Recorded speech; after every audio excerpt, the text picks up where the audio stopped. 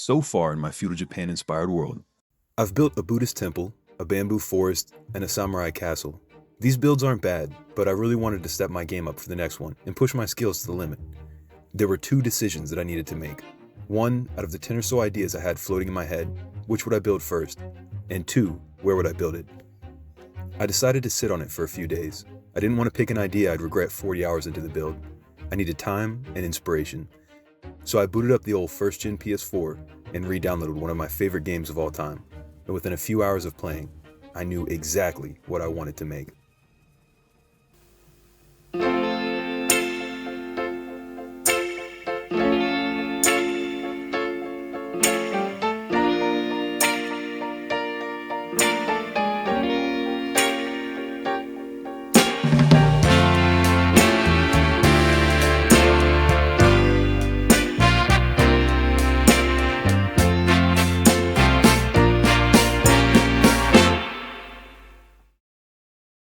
I didn't want to copy it completely. I wanted to add my own soul to it, and because my island is set in a time of peace, while in Ghost of Tsushima the temple is used as a refuge for those fleeing war, I'd have to make some changes. In my world, I would replace the refugee tents with rock gardens, and the overcrowded campfires with bonsai. I would take the core tenets of the temple, the pagoda, the great tree, the long stone staircase leading to the main gate, and place them on a rocky coast with dramatic cliffs and vibrant foliage. That was the idea, at least. What I didn't know is that I would be spending the next 150 plus hours of my life creating what I think is my best work yet. I wanted it to be close to my previous builds so that I could see them in the distance. I also wanted the sun to be in the same orientation that it appears in the game. This meant that the main pathway leading from the entrance to the pagoda would need to be oriented on a north-south axis, so that the sun would rise and fall from left to right when looking at the pagoda from the main gate. With these stipulations in mind, I was left with one viable location. Though this area was currently too small and too close to my other temple, it would slowly become my greatest feat of terraforming yet.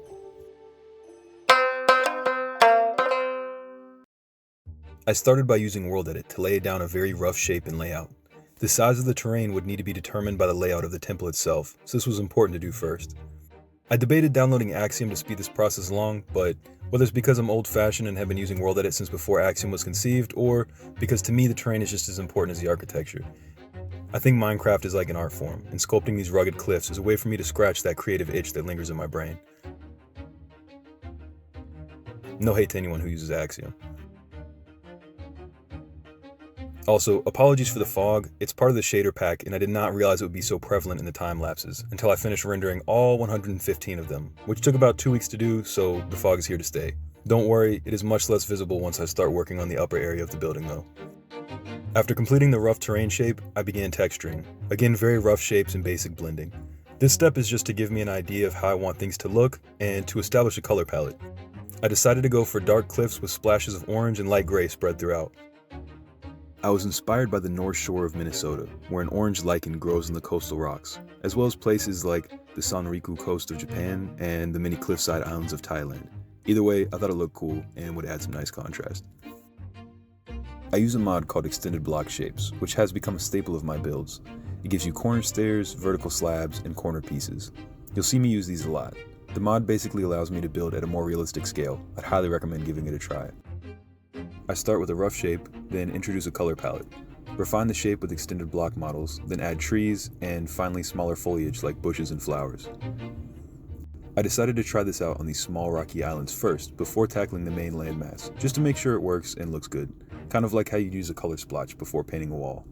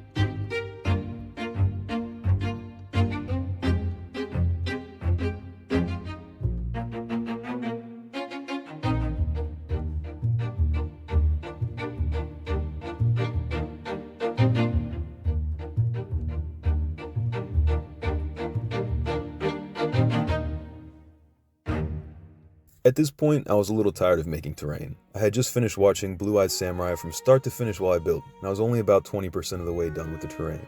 I knew there were a few textures I'd need to make for the build to really come to life, so I decided now would be a good time to work on those. Most importantly, I would need golden leaves, as the name suggests, which I got from this pack here. As at this point in my texturing career, I hadn't figured out how to successfully change the biome color maps, so shout out to the person who did. I also needed what comes with golden leaves, golden leaf litter, so I retextured leaf litter to make it yellow, and the pale moss block to be yellow leaf litter but as a full block. I also retextured stone bricks, crimson wood, a couple trapdoors, I made red leaves and added some flowers and foliage. I made hoppers look like stripped dark oak, and I made a mossy pale oak log texture, and a few more small things. These textures wouldn't put me on the map, but they do. I also really wanted to recreate the Ishiroro, or the Japanese stone lamps, so I searched far and wide for a texture pack online that added them. After hours of fruitless effort, I decided to download Blockbench and just do it myself.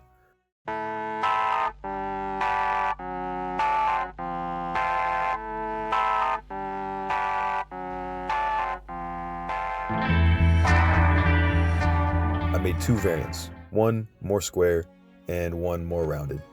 Now that I knew I could make a somewhat decent 3D model, I figured I'd make a few more. So I made new hanging lanterns, as well as a brazier. And with that, the sweet alluring call of unfinished terrain whispered my name. I figured I'd push off doing the cliffs on the other side of the terrain and instead tackle the front.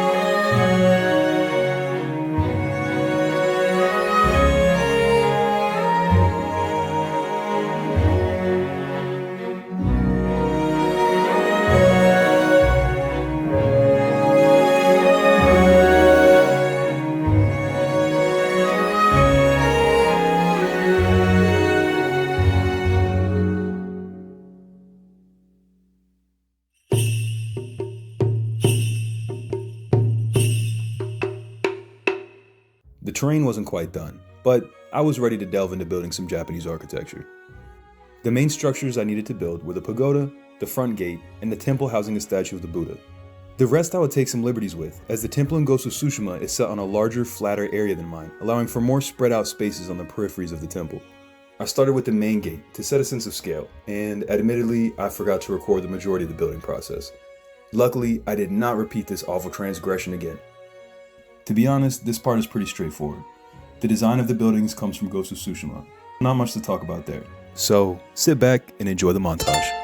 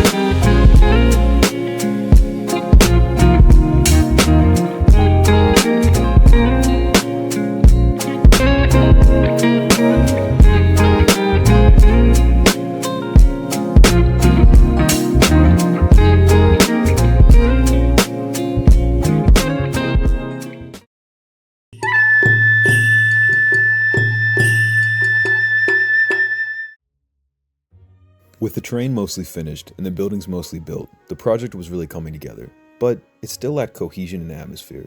It was soulless. Like I mentioned before, the setting of my build and of the temple existing in the game are very different. So I decided I would completely rework all of the open spaces, the areas between structures.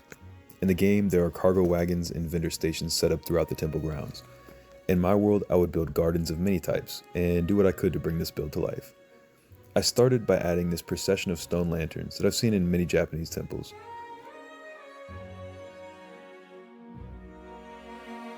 As well as a large split boulder. In the game, every single tree has yellow leaves, but in my world, I decided to add some Japanese maples to create intrigue and variety. At first, I wasn't sure what to add by the entrance, but I eventually settled on 2 recreational areas. One with a rock garden, one with a small koi pond, and both with an abundance of foliage. I then moved through the grounds section by section. As the clips jump forward through the build, you'll notice sections getting fuller and more detailed in the background. This is because when detailing, I usually jump around quite a bit from area to area, so I try to just highlight the key spaces.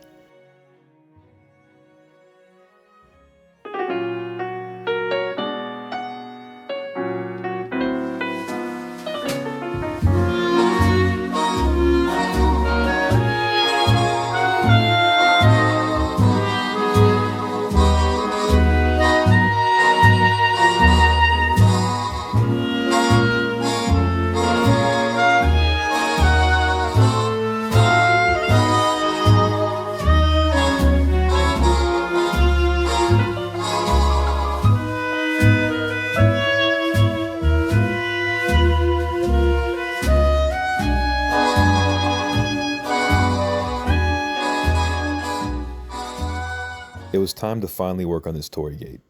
I decided to go for an older, mossy, and worn down look, which I think offers a cool focal point on this side of the build.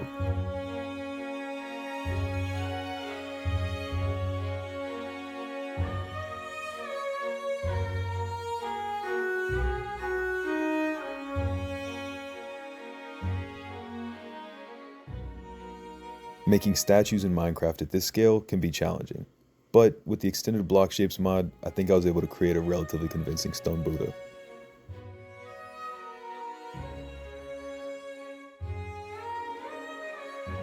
I decided the stairs were too bulky, so I reworked those before spending like 20 minutes choosing a flower color to accompany the moderately sized stone Buddha.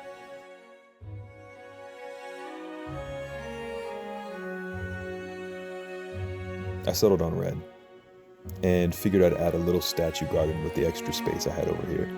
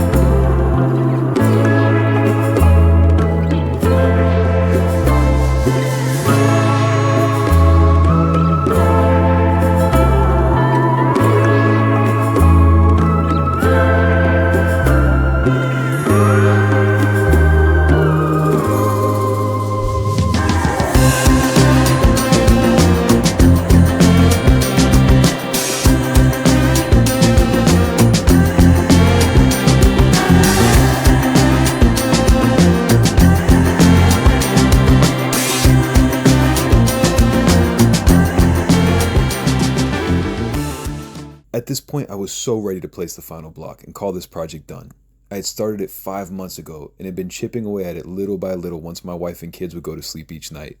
I had just finished the terrain, the architecture, and all of the detailing. The only thing I had left was to add a few blocks to this tall little island. And is that what I did? Not at all.